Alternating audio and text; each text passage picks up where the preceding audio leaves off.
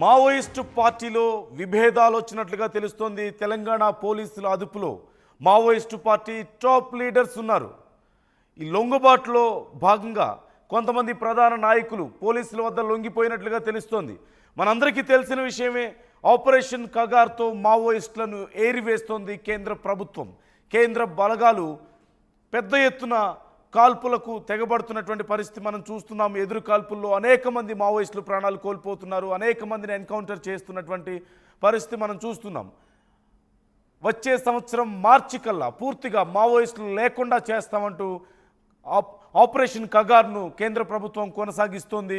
చర్చలకు కూడా మేము కనీసం వచ్చే ప్రసక్తే లేదు అని చెప్తుంది.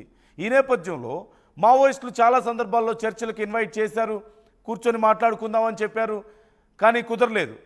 కొంతమంది లొంగిపోతామని కూడా ప్రకటించారు. అయినా సరే కేంద్రం వెనకడుగు వేయని పరిస్థితుల్లో మావోయిస్టులో కొన్ని విభేదాలు వ్యక్తమవుతున్నాయి. కొంతమంది ఇలాగే ఆయుధాలు పట్టి ఖచ్చితంగా పోరాడి తీరాలని, మరికొంతమంది ఆయుధాలు వదిలేద్దాం, ఇక చాలు ఈ పోరాటం, ఏదైనా ఉంటే ఈ మధ్యకాలంలో కూడా ఒక లెటర్ రిలీజ్ చేయడాన్ని మనం చూసాం. ఈ మధ్యకాలంలోనే ఒక లెటర్ రిలీజ్ చేశారు. ఆ లెటర్లో ప్రజా పోరాటాలు నిర్వహిస్తాం, ప్రజా సమస్యల మీద, ఇక ఆయుధాలు కాదు అని చెప్పేసి తమ పందా మార్చుకుంటున్నాం అని చెప్పేసి లెటర్ రిలీజ్ చేయడాన్ని మనం చూసాం. ఈ నేపథ్యంలోనే అక్కడ ఉన్నటువంటి కీలక లీడర్స్ మధ్యలో కొన్ని విభేదాలు వచ్చినట్లుగా తెలుస్తోంది. కొందరేమో సాయుధ పోరాటమే కొనసాగించాలని, మరికొందరేమో లేదు ఆయుధాలు వదిలేసి ఇక ప్రజా పోరాటాలు చేయాల్సిన సమయం వచ్చింది అని మరికొంతమంది అభిప్రాయపడుతున్న నేపథ్యంలో రెండు వర్గాలుగా విడిపోయి వారికి కొన్ని విభేదాలు వచ్చినట్లుగా తెలుస్తోంది. ఈ నేపథ్యంలో కొంతమంది లొంగిపోతున్నట్లుగా తెలుస్తుంది. హైదరాబాద్ డీజీపీ వద్ద, ఇప్పటికే తెలంగాణ డీజీపీ వద్ద కొంతమంది లొంగిపోయినట్లుగా తెలుస్తోంది. కీలకమైనటువంటి నాయకులు సోను వాసుదేవరావు కానీ, రూపేష్, మల్లా రాజిరెడ్డి, వనిత, మరికొంతమంది ముఖ్య నేతలు, మల్లోజుల వేణుగోపాలరావు, ఇలా కీలకమైనటువంటి నాయకులు కొంతమంది లొంగిపోయినట్లుగా ప్రచారం జరుగుతోంది. ఇప్పుడు ఏం జరగబోతుంది అనేదే చాలా కీలకమైనటువంటి అంశం. ఇప్పుడు లొంగిపోయిన వారి దగ్గర నుంచి మరింత సమాచారం తీసుకోబోతున్నారా, మరి వీళ్ళని ఎలా తిరిగి ప్రజా జీవితంలోకి, జనబాహుల్యంలోకి తీసుకురాబోతున్నారు, ఎలాంటి కౌన్సిలింగ్ వాళ్ళకు ఉండబోతోంది, ఫర్దర్గా వాళ్ళ లైఫ్ స్టైల్ ఏ విధంగా ఉండబోతుంది, ప్రభుత్వం ఎలాంటి చర్యలు తీసుకుంటుంది అనేది చాలా కీలకంగా మారింది. మరి లొంగిపోతున్న వారి పట్ల కేంద్ర ప్రభుత్వం ఎలాంటి వైఖరి ఉండబోతుంది అనేది కూడా చాలా కీలకంగా మారినటువంటి పరిస్థితి మనకు కనిపిస్తుంది. ఒకసారి మధుతో మాట్లాడదాం. మధు దగ్గర మరిన్ని డీటెయిల్స్ ఉన్నాయి ఈ అంశానికి సంబంధించి. మధు, ఇప్పటికే డీజీపీ వద్ద చాలామంది లొంగిపోయినట్లుగా మనకు కనిపిస్తుంది, చాలా కీలకమైనటువంటి మావోయిస్టు నాయకులు. మరోవైపు మావోయిస్టులో విభేదాలు వచ్చినట్లుగా కూడా తెలుస్తుంది. కొంతమంది ఆయుధాలు పట్టాలంటున్నారు, కొంతమంది వద్దు ప్రజా పోరాటాలు చేద్దాం. ఈ మధ్య ఒక లెటర్ కూడా రిలీజ్ చేసాం, మనం డిస్కస్ చేసాం దాని గురించి కూడా. సో ఏం జరగబోతుంది ఇప్పుడు? లొంగిపోయిన వాళ్ళ పరిస్థితి ఏంటి? మరి లొంగిపోని వాళ్ళకి ఇక ఆపరేషన్ కగారే మార్గంగా ఉండబోతుందా? స్టేట్ గవర్నమెంట్ ఏం చేయబోతుంది? మరి లొంగిపోతున్న వారి పట్ల సెంట్రల్ గవర్నమెంట్ కూడా ఏదైనా రెస్పాండ్ అయ్యే అవకాశం ఉందా? ఏం జరగబోతుంది మధు? ఎగ్జాక్ట్లీ, కేంద్ర ప్రభుత్వం ఒక లక్ష్యం నిర్దేశించుకుంది. 2026 మార్చి 31 వరకు పూర్తి స్థాయిలో ఆపరేషన్ కగార్ పేరిట దేశంలో నక్సల్ అనేవాడే లేకుండా చేస్తామనేటువంటిది ప్రతినబూనింది. దానికి సంబంధించి యుద్ధ ప్రాతిపదికన పెద్ద ఎత్తున వాళ్ళు గాలింపు చర్యలు చేపడతా ఉన్నారు. నక్సల్స్కి ఒక సూచన చేసింది కేంద్ర ప్రభుత్వం, గన్నులు వదిలేయండి, అప్పుడే మీతో చర్చలు చేస్తాం.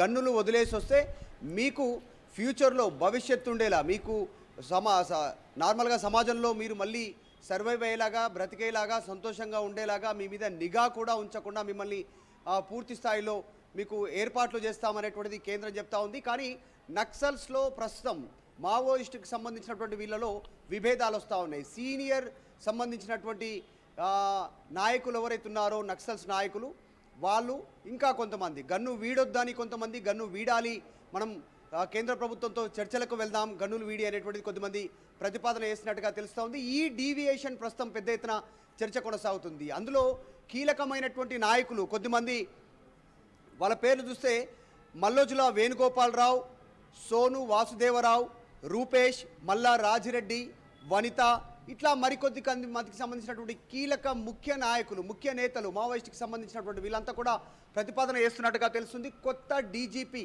రాష్ట్రానికి సంబంధించి శివధర్ రెడ్డి రీసెంట్గా నియామకమయ్యారు. నిన్ననే ఆయన బాధ్యతలు తీసుకున్నారు.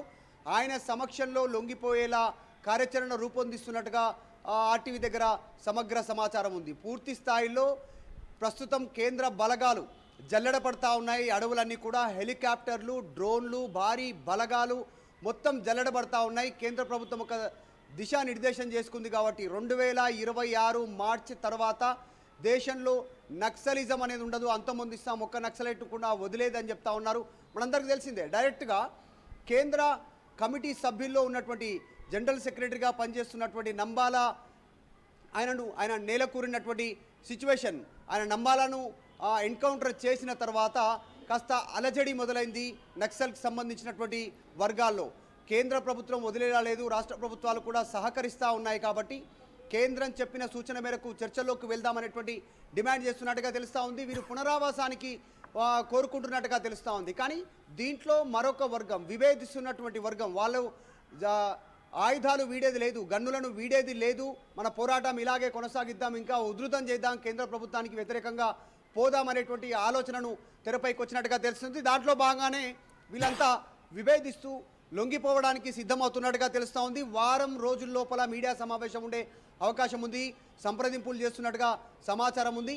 సో ఇది ఎంతవరకు పోతుంది అనేటువంటిది చర్చ కొనసాగుతూ ఉంది. ఆపరేషన్ కగార్ అనేటువంటిది చాలా పెద్ద ఎత్తున జల్లబడతా ఉన్నటువంటి సిచ్యువేషన్. కేంద్ర బలగాలు పెద్ద ఎత్తున బూట్ల చప్పుడుతో, డ్రోన్లతో, క్యాంపులు ఏర్పాటు చేసుకొని, హెలికాప్టర్లతో, అత్యాధునికమైనటువంటి ఆయుధాలు, టెక్నాలజీతో జల్లడబడతా ఉన్నటువంటి సిచ్యువేషన్ ఉంది.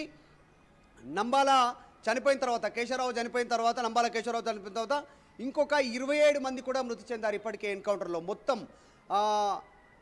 దాంతోపాటు కర్రెగుట్టకు సంబంధించినటువంటి విషయం మనందరికీ తెలిసిందే. కర్రెగుట్టలో 22 మందిని పోలీసులు ఎన్కౌంటర్ చేశారు.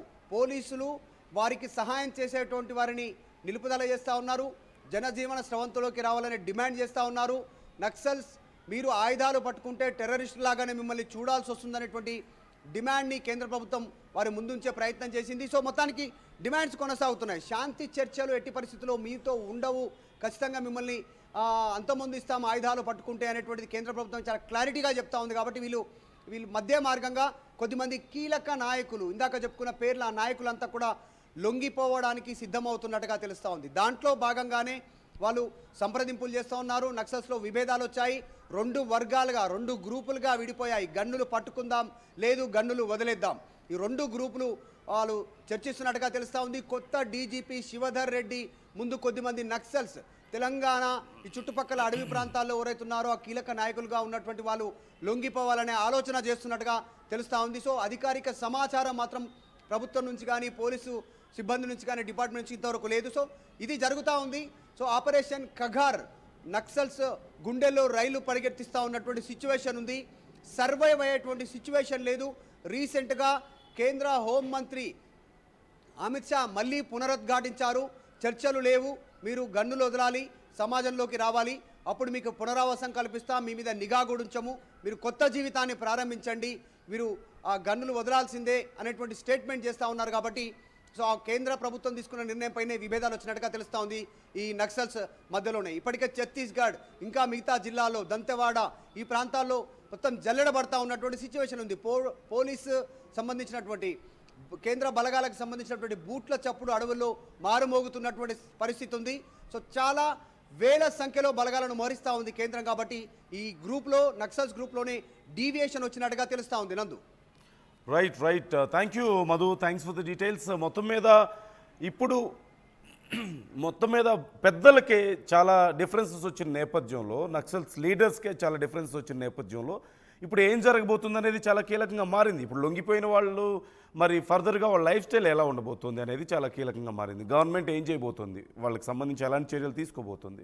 అట్ ద సేమ్ టైం మరి లొంగిపోయిన తర్వాత కూడా మొన్న లెటర్లో చెప్పినట్లుగా తదుపరి కూడా ప్రజా సమస్యల గురించి వాళ్ళు ఫైట్ చేయబోతున్నారా, ప్రజా పోరాటాలు చేయబోతున్నారా అనేది చాలా కీలకంగా ఉంది. మరోవైపు లేదు ఖచ్చితంగా తుపాకులు పట్టుకొనే ఉండాలి అని నిర్ణయించుకున్న వాళ్ళ పరిస్థితి ఏంటి, సాయుధ పోరాటమే చేస్తామని నిర్ణయించుకున్న వాళ్ళ పరిస్థితి ఏంటి, వాళ్ళకి సంబంధించి ఎలాంటి యాక్షన్ ఉండబోతోంది అనే ప్రశ్న వచ్చినప్పుడు ఖచ్చితంగా ఒకటే, కేంద్ర ప్రభుత్వం కొనసాగిస్తున్నటువంటి ఆపరేషన్ కగార్ కొనసాగబోతోంది.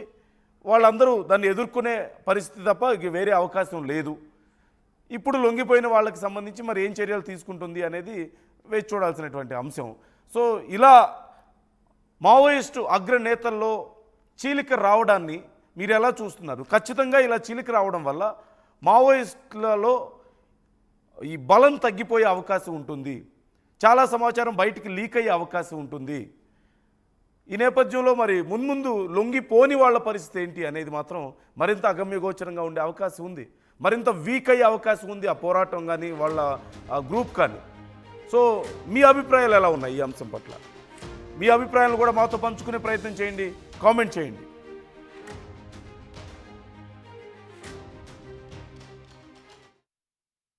అందరికీ దసరా శుభాకాంక్షలు. వేగా జ్యువెలర్స్, వెలలేని వైభోగం, తరుగులేని నమ్మకం. Andhra Pradesh, Telangana, USA. Tenali double horse వారి దసరా శుభాకాంక్షలు. తెనాలి డబుల్ హార్స్ గ్రూప్ రుచికరంగా ఉంటుంది, అనుబంధాల్ని పెంచుతుంది. మా పాడి రైతు కుటుంబాలకు, కస్టమర్లకు, శ్రేయోభిలాషులకు విజయ డైరీ వారి దసరా శుభాకాంక్షలు. ఇట్లు Shri Chalasani Anjaneyulu, chairman, Krishna milk union.